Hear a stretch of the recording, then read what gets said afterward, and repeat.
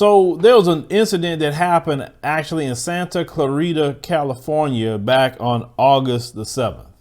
Now, at a bus stop in Santa Clarita, California, they have these boys that was waiting on the bus. So they had this homeless man that came up to him. He was Hispanic, and he asked them for crack. The boys said, they, don't sell no drugs, leave them alone. Well, he decides to take out a knife and try to thrust it at these young brothers. And these young brothers had skateboards with them, and they used the skateboards to defend themselves at the time period. So the police was called by several people who saw the boys being harassed. However, one caller claimed that the two black boys was attacking the homeless man. Even though they had multiple calls saying these boys are being attacked, all it took was one caller, usually, and they were saying it was a Mzungu, that said that the two black boys are attacking a homeless man. So then the Los Angeles Sheriff's Department, the same Los Angeles Sheriff's Department, got a freaking gang called the Executioners. There's about 60 of them in there, right? Show up, guns drawn, AR-15 and everything drawn on these young boys. And there's an 11-minute video of this. We're not going to go through the 11-minute video, but if you've seen it, it's just, it's traumatizing personally, because this can happen to any of our children with these police drawing guns and just looking for a reason to try to kill one of our sons. But that is the things that you would deal with living in Babylon. This is why I'm a firm believer of you cannot heal of our trauma in Babylon. We can't. No matter what you say, we cannot heal here when we constantly being put in traumatic situations. My personal opinion, the only place we can heal is the continent, or if you want to go to the Caribbean or wherever you want to go, but you cannot heal here in Babylon. I'm going to say that much. You just can't. So on the 11-minute video, it showed those sheriff's deputies who never know, could have been executioners, the gang, was pointing guns at the young brothers, didn't care about what the call said. That's all they said. Hey, black kids, let's go point guns at them because they're cowards. Because every time we see them without their guns, they get their butt whipped all the time. So while the deputies were detaining the teens at gunpoint, several bystanders told them repeatedly those young brothers were innocent and the actual assailant fled the scene. And people saying this is crazy. They didn't care. He said because they black. It said another witness say they don't give a F. And that's the truth. They don't care because they're black. In this country, being black is against the law. Just call it what it is. Being black and the essence of being black is against the law in this country. As an unwritten law. Being black, you're a criminal. Having black hair, showing the natural hair that we have is offensive, is criminal, is everything about us is evil in this country. And I would say black Americans. I'm not going to say black immigrants. I'm going to say black Americans. OK, in this land that's wicked, this land that's evil, this land that has every ungodly thing out there. And nobody wants to talk about that. But unfortunately, we got black people that love Babylon, too. We do. We got black folks that don't want to let this go whatsoever. They'll come up with 1,000 reasons not to let it go. But this land don't have no love for us like that. I'm talking about the people who control it. Of course, a body of land, they can't do you nothing. No, it's not hateful towards you or whatever. But the people that control it. OK, you can say we built America all you want. We don't control it.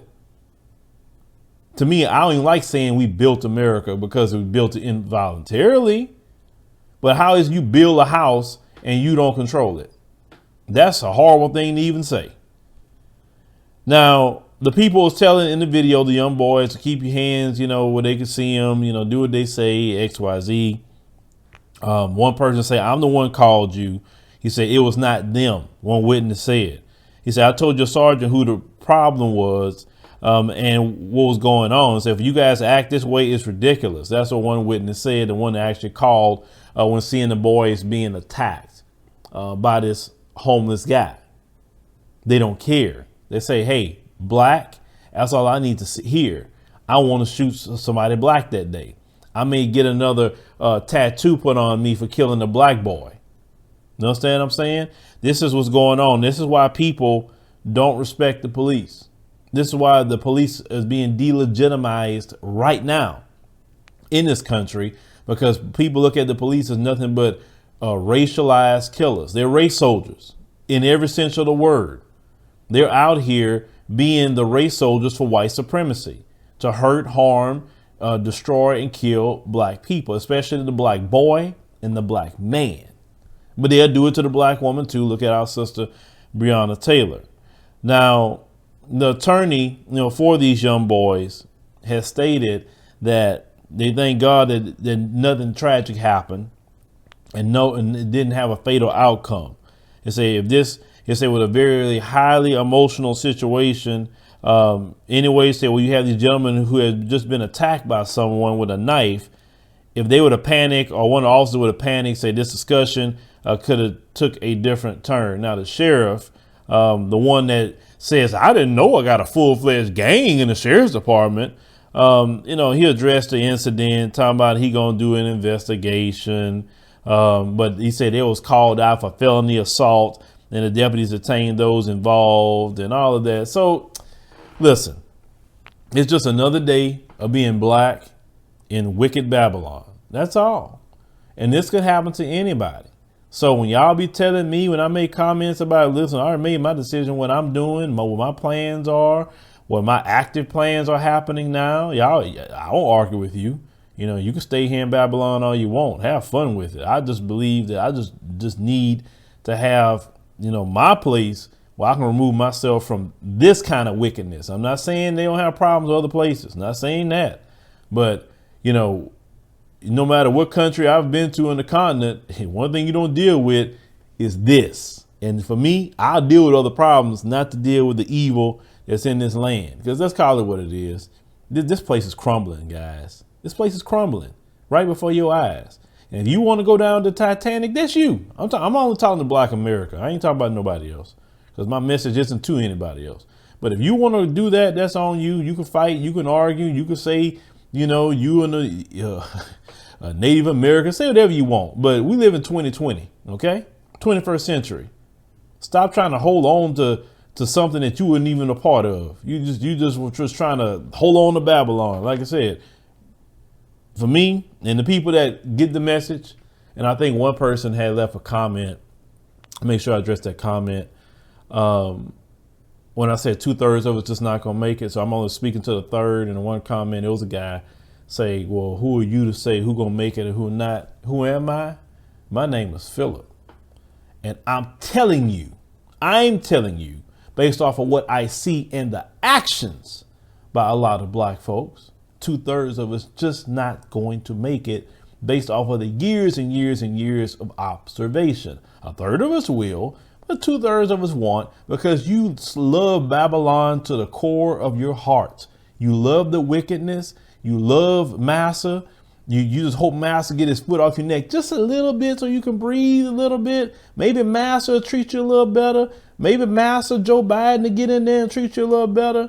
But you still want to stay in Babylon, and you can do that. Trust me, I'm not stopping you. Stay in Babylon. But that's why I'm saying just 2/3 of us just not going to make it. So I'm letting you know that I'm saying that based off of what I see. And also you can go to the scriptures too, and they talk about 2/3 as well. But the third of us that are going to make it, I mean, hey, that's the people I'm talking to daily. But leave me a comment. Let me know what you think about the situation with these young brothers. Once again, putting in another black people, putting in traumatic situations, daily reminded that their lives are always on the line. But other groups of people, they don't have to deal with those issues and problems. And you're still fighting to hold on to Babylon. But that's you.